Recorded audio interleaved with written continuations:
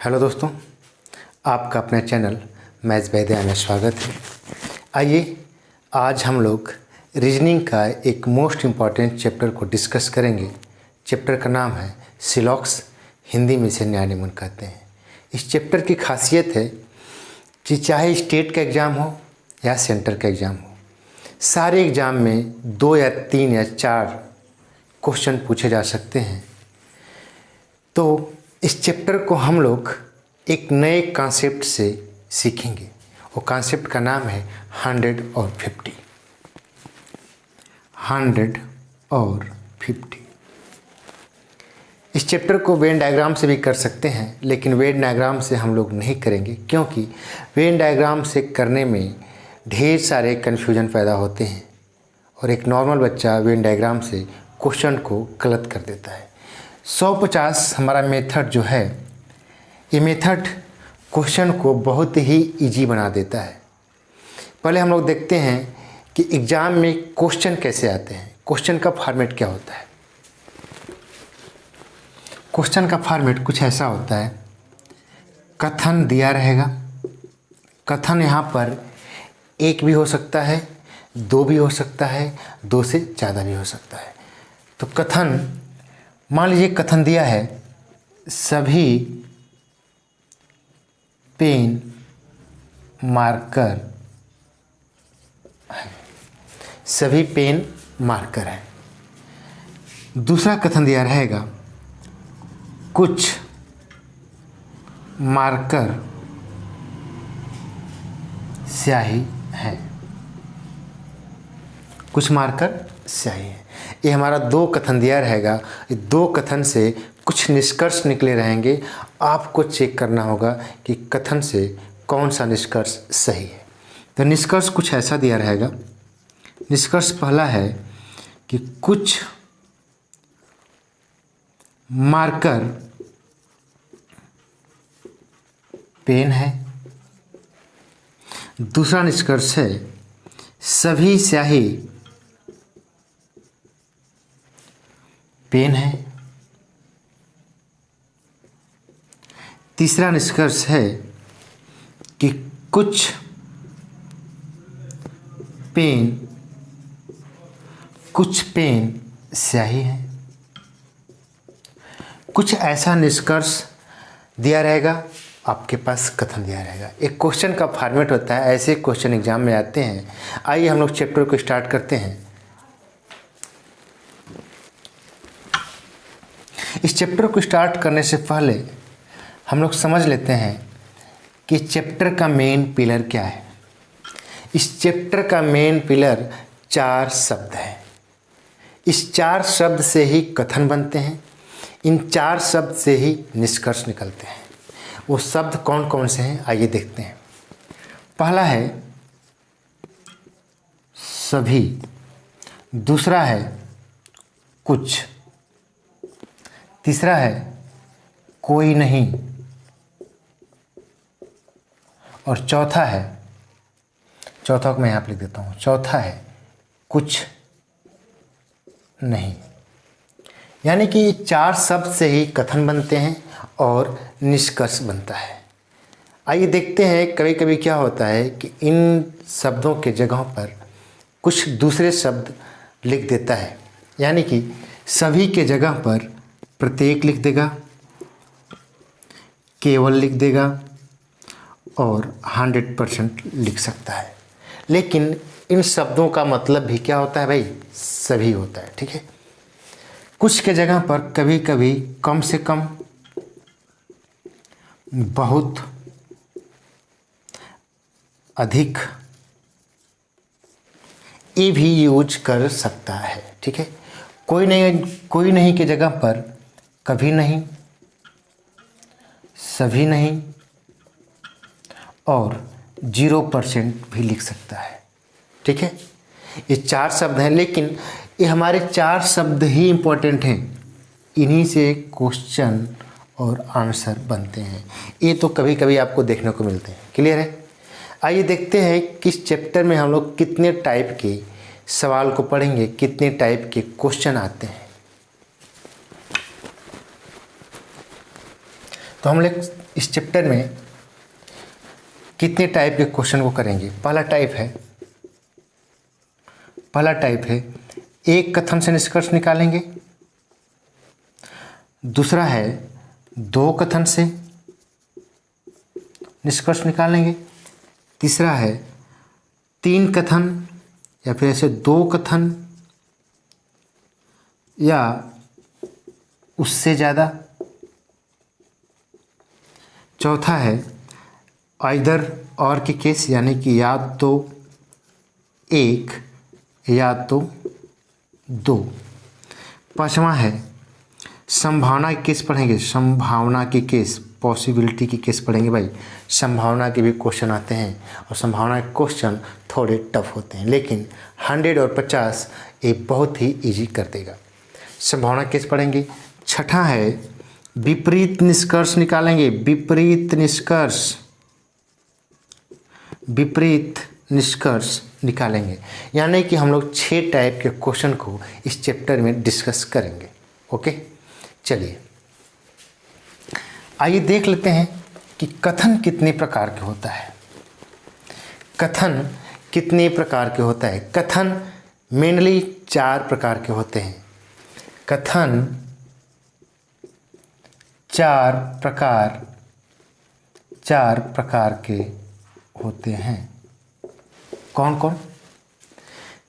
पहला है ए टाइप का, ए टाइप के।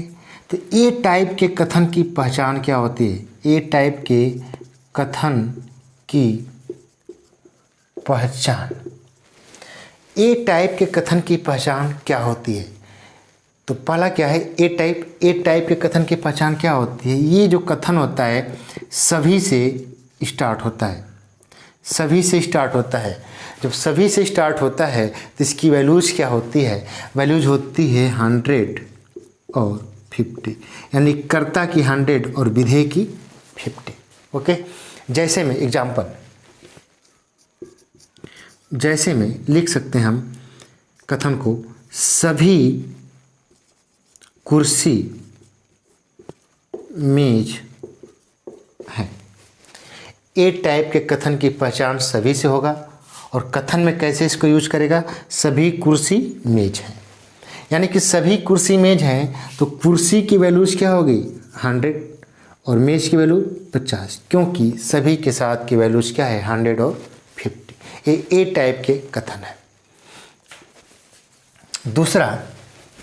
दूसरा जो है ई टाइप का कथन, ई टाइप की कथन, ई टाइप के कथन की पहचान भी देख लेते हैं भाई।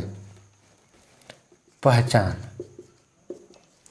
ई टाइप के कथन की पहचान। ई टाइप के कथन में एक कथन कोई नहीं से स्टार्ट होगा, कोई नहीं, यानी कि कोई नहीं से स्टार्ट होगा। और जब कोई नहीं से स्टार्ट होगा तो इसकी वैल्यूज क्या मिलेगी?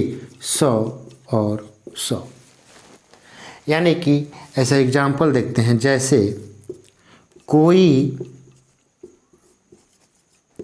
कुर्सी मेज नहीं है। यानी कि हमारा ई टाइप के कथन की पहचान क्या है? कथन हमारा कोई नहीं से स्टार्ट होगा, कोई कुर्सी मेज नहीं है, यानी कि कुर्सी की वैल्यू 100 और मेज की वैल्यू 100। यानी कि जब कोई नहीं से स्टार्ट होगा हमारा कथन तो कुर्सी की वैल्यू 100 और मेज की वैल्यू 100। एक कैसा सेंटेंस है, कैसा वाक्य है? तो आप बोलोगे कि ए नकारात्मक वाक्य है। इसके पहले वाला वाक्य क्या था? सकारात्मक वाक्य था। ठीक है। और तीसरा हमारे पास जो है 4 प्रकार के हैं भाई। तीसरा हमारा है आई टाइप के कथन की पहचान। आई टाइप के कथन की पहचान क्या है? आई टाइप के कथन की पहचान कुछ से स्टार्ट होता है भाई, कुछ, यानी कि हमारा कथन कुछ से स्टार्ट होगा और जब कुछ से स्टार्ट होगा तो इसकी वैल्यूज क्या हो जाएगी? 50-50। जैसे कुछ कुर्सी मेज हैं। यानी कि आई टाइप का कथन होगा तो इसका पहचान क्या है, कुछ से स्टार्ट होगा। जब कुछ से स्टार्ट होगा तो कुर्सी की वैल्यू 50 और मेज की वैल्यू 50। कुर्सी की वैल्यू 50 और मेज की वैल्यू 50 होगी। लास्ट टाइप जो हमारा बच्चा है वो ओ टाइप का कथन है। ओ टाइप के कथन की पहचान। क्लियर है? ओ टाइप के कथन की पहचान। ये कथन जो हमारा है कुछ नहीं से स्टार्ट होगा। जब कुछ नहीं से स्टार्ट होगा तो इसकी वैल्यूज क्या होगी, 50 और 100। जैसे कुछ कुर्सी मेज नहीं है। कुछ कुर्सी मेज नहीं है तो कुर्सी की वैल्यूज कितना रहेगा भाई, 50 और मेज की वैल्यूज 100। यानी कि इसको बोला जाए कि न कैसा हमारा सेंटेंस है तो क्या लिखोगे, नकारात्मक। क्लियर है? नकारात्मक सेंटेंस। इससे पहले जस्ट तीसरा जो आई टाइप का था वो हमारा क्या था, सकारात्मक। ओके, यानी कि इसमें से ए टाइप का हमारा सकारात्मक होगा, ई टाइप का नकारात्मक होगा और आई टाइप का भी सकारात्मक होगा और ओ टाइप का नकारात्मक होगा। क्लियर है? ओके, ये तुम्हारे पास कथन है, कथन के प्रकार थे। कथन इनको का शॉर्ट फॉर्म में लिखा जाए कैसे लिखेंगे, जैसे सभी से अगर स्टार्ट होगा हमारा कथन तो इसकी वैल्यूज क्या होगी, 100, 50। ए टाइप का है और कैसा है, पॉजिटिव। दूसरा कोई नहीं से अगर स्टार्ट होगा हमारा, कोई नहीं से, तो वैल्यूज क्या होगी, 100। कैसा है भाई, ये ई टाइप का है और कैसा है, निगेटिव है।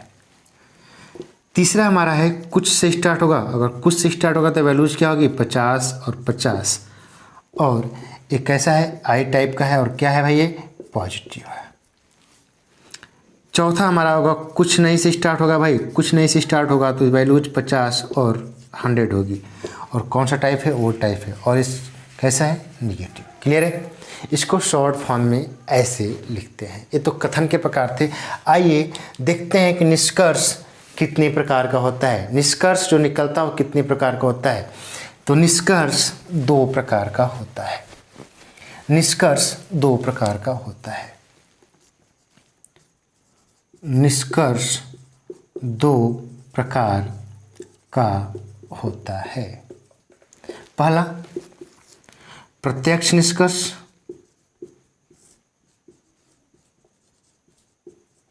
दूसरा है अप्रत्यक्ष निष्कर्ष। तो आइए बात करते हैं प्रत्यक्ष निष्कर्ष के बारे में। तो हेडिंग डालिए प्रत्यक्ष निष्कर्ष। प्रत्यक्ष निष्कर्ष हेडिंग डालिए। तो प्रत्यक्ष निष्कर्ष कैसा होता है, इस निष्कर्ष को निकालने के लिए आपको सिर्फ एक कथन की जरूरत होती है।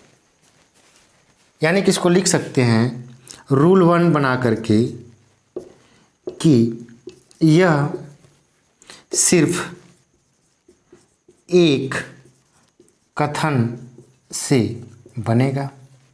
यानी कि प्रत्यक्ष निष्कर्ष जो है सिर्फ एक कथन से बनता है भाई, सिर्फ एक कथन से। ओके, रूल नंबर दूसरा है कि यदि कथन पॉजिटिव है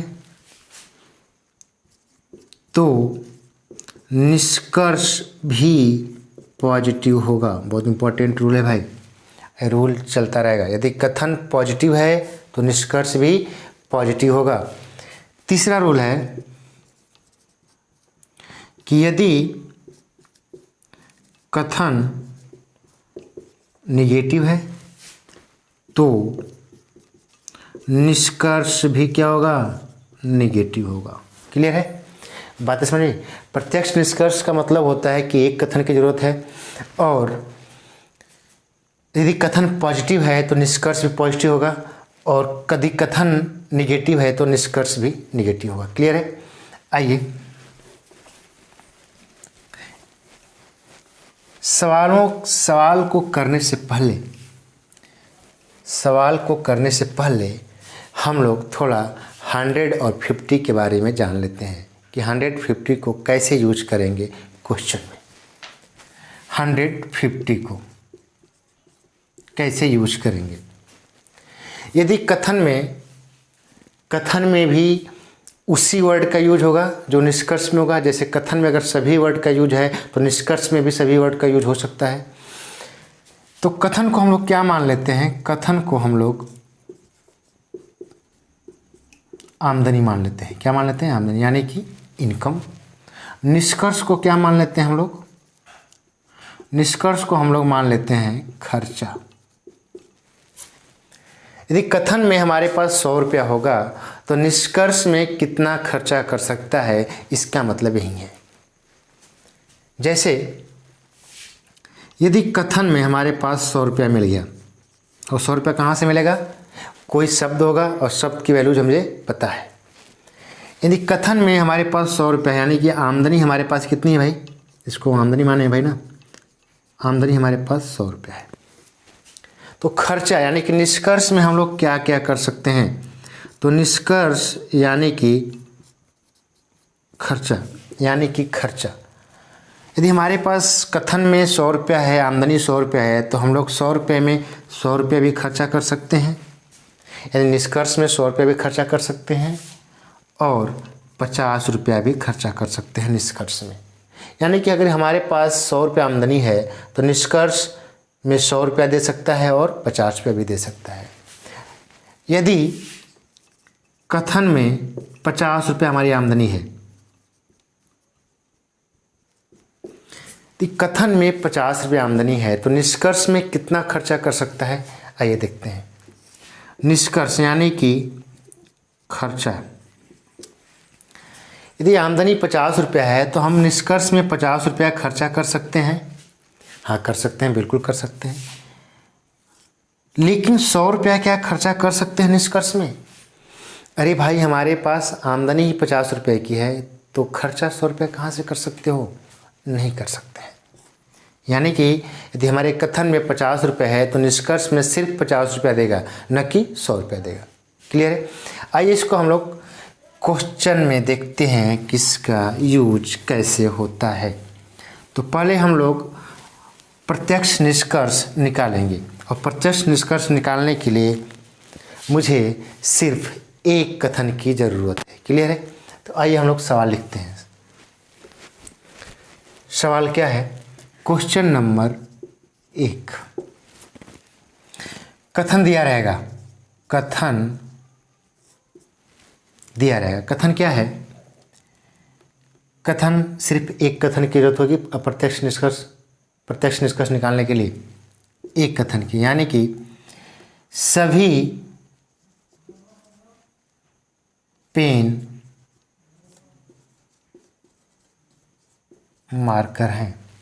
हमारे पास एक कथन दिया है और प्रत्यक्ष निष्कर्ष निकालने के लिए सिर्फ एक कथन की जरूरत होती है। निष्कर्ष क्या होगा? निष्कर्ष कुछ ऐसा होगा। निष्कर्ष पहला होगा, कुछ मार्कर पेन हैं। दूसरा होगा, सभी मार्कर पेन हैं। तीसरा होगा, कोई मार्कर पेन नहीं है। चौथा निष्कर्ष हो सकता है, कुछ पेन मार्कर नहीं है। हमारे पास एक कथन के 4 निष्कर्ष दिए हुए हैं। आपको चेक करना होगा कि इसमें से कौन सा निष्कर्ष सही है। तो सबसे पहले निष्कर्ष निकालने के लिए हम लोग क्या चेक करेंगे? तो सबसे पहले चेक करेंगे कि हमारा कथन कैसा है। तो कथन कैसा है भाई? पॉजिटिव है। यदि कथन पॉजिटिव है तो निष्कर्ष भी पॉजिटिव निकलेगा। तो पहला निष्कर्ष पॉजिटिव है, दूसरा निष्कर्ष पॉजिटिव है, तीसरा नेगेटिव है, नहीं का यूज किया है, चौथा भी नेगेटिव है क्योंकि नहीं का यूज किया है। यानी कि इतना तो तय है कि पॉजिटिव कथन का नेगेटिव निष्कर्ष कभी नहीं बनता है, यानी कि ये तो गलती हो जाएगा। 3 4 को हम चेक ही नहीं करेंगे, ये तो तुरंत गलत हो जाएगा क्योंकि नेगेटिव है। चेक किसको करेंगे? 1 और 2 को चेक करेंगे क्योंकि दोनों पॉजिटिव हैं। और चेक कैसे करेंगे? सबसे पहले कथन में देखेंगे कि आमदनी कितनी है। कथन को हम आमदनी मान चुके हैं भाई, तो कथन में आमदनी क्या है? सभी से स्टार्ट है, तो पेन की वैल्यूज क्या हो जाएगी? 100। पेन की वैल्यू 100 इधर लिख देता हूँ मैं। दिस सभी के साथ अगर स्टार्ट है तो वैल्यू 100 50। कुछ के साथ स्टार्ट है तो वैल्यूज 50 50। कोई नहीं के साथ अगर स्टार्ट है तो वैल्यूज 100 100। कुछ नहीं के साथ अगर स्टार्ट है तो वैल्यूज 50 और 100। यानी कि हमारा वैल्यू सभी से स्टार्ट है। जब सभी से स्टार्ट है तो पहले पेन का वैल्यूज कितना हो जाएगा? 100 और मार्कर का वैल्यूज 50। यानी कि कथन में हमारे पास 100 रुपया मिल गया है और 50 रुपया मिल गया है, अलग अलग पेन का और मार्कर का। तो चेक करेंगे, कुछ के साथ लगा है तो कुछ के साथ 50 50 वैल्यू देता है, तो मार्कर की वैल्यूज कितनी भाई? 50। और पेन की वैल्यूज कितनी हो जाएगी? 50, क्योंकि कुछ के साथ 50 50। ये वैल्यूज का टेंशन मत लेना, वैल्यूज इतना क्वेश्चन प्रैक्टिस कर लोगे कि वैल्यूज अपने आप माइंड में सेट हो जाएगी। तो देखिए, पेन हमारे पास कितना है? 100 रुपया, और यहाँ पर पेन कितना है? 50 रुपया। यानी कि 100 रुपया में से 50 रुपया दे सकता है? हाँ दे सकता है, यानी कि सही है। मार्कर की वैल्यूज कितनी है? 50 रुपया। और निष्कर्ष में कितना है मार्कर की वैल्यू? 50 रुपया। यानी कि 50 रुपये में से 50 रुपया खर्चा कर सकता है? हाँ कर सकता है, यानी कि ये निष्कर्ष सही हो गया भाई।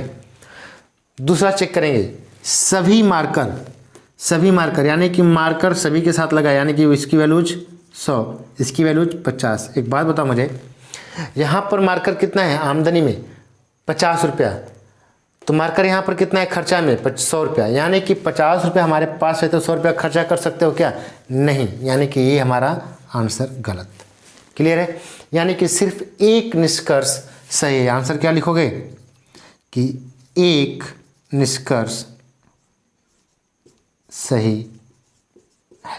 क्लियर है? आइए दूसरा क्वेश्चन से हम लोग चेक करते हैं। एकदम मेरे साथ बने रहिए, न्याय निगमन के सवाल को चुटकियों में सॉल्व करोगे, मुझे विश्वास है। क्वेश्चन नंबर 2, कथन कुछ ऐसा है कि कुछ बिल्ली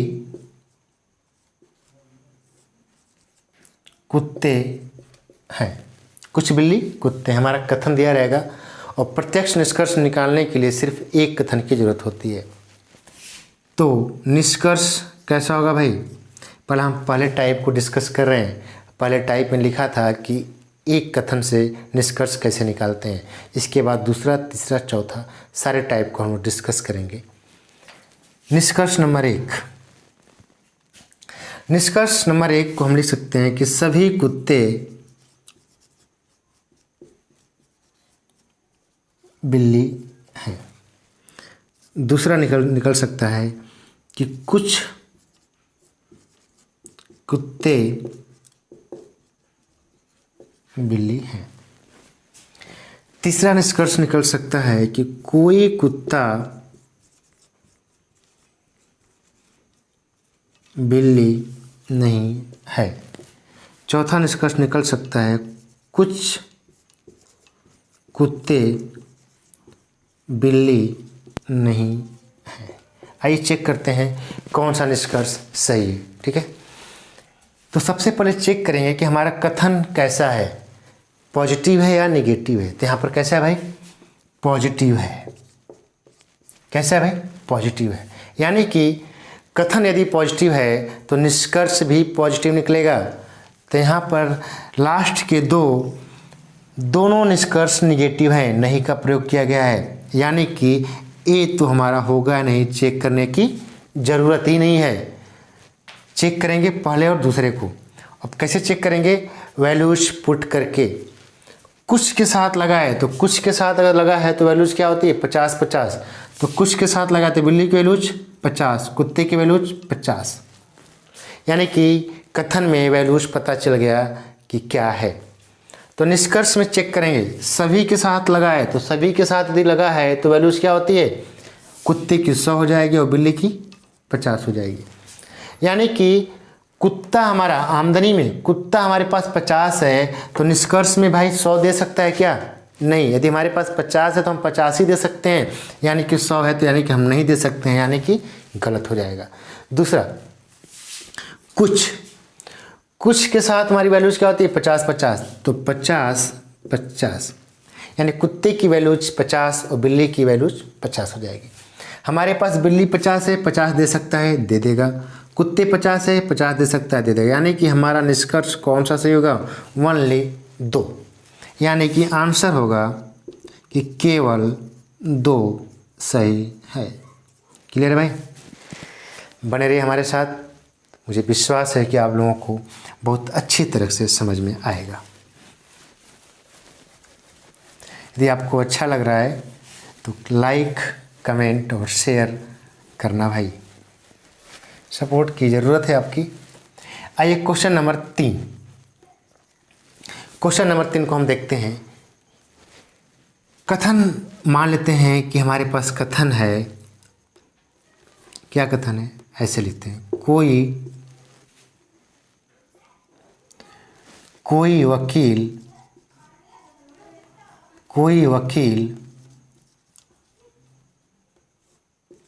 डॉक्टर नहीं है।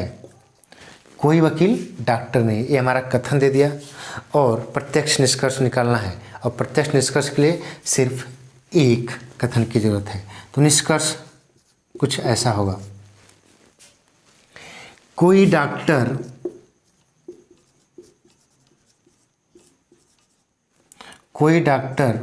वकील नहीं है। दूसरा होगा, सभी डॉक्टर वकील हैं। तीसरा होगा, कुछ वकील डॉक्टर हैं। चौथा होगा, कुछ डॉक्टर वकील नहीं है।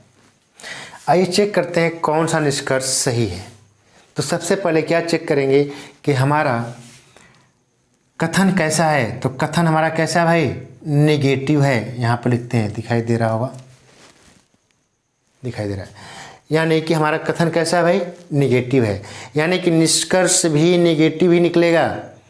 यदि कथन पॉजिटिव है तो निष्कर्ष positive, rule number 2। Rule number 3 क्या बोलता है कि जब कथन नेगेटिव है तो निष्कर्ष भी नेगेटिव निकलेगा। यानी कि हमारे पास कथन नेगेटिव है तो हमारे पास निष्कर्ष कैसा होना चाहिए? नेगेटिव होना चाहिए। इसमें से पॉजिटिव कौन कौन दिख रहा है? दूसरा और तीसरा। भाई ये पॉजिटिव है, पॉजिटिव तो हो ही नहीं सकते हैं। तो चेक क्या करेंगे? नेगेटिव वाले को। नेगेटिव कौन कौन से? पहला और चौथा। आइए चेक करेंगे वैल्यूज से कि वैल्यूज सही है क्या।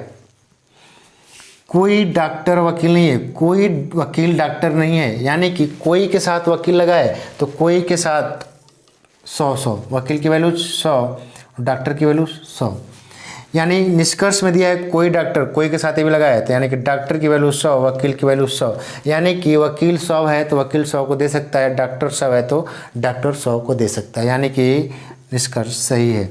दूसरा चेक करेंगे, कुछ के साथ लगा है तो कुछ के साथ वैल्यूज क्या होती है? 50 और 100। यानी डॉक्टर की वैल्यूज 50 और वकील की वैल्यू 100।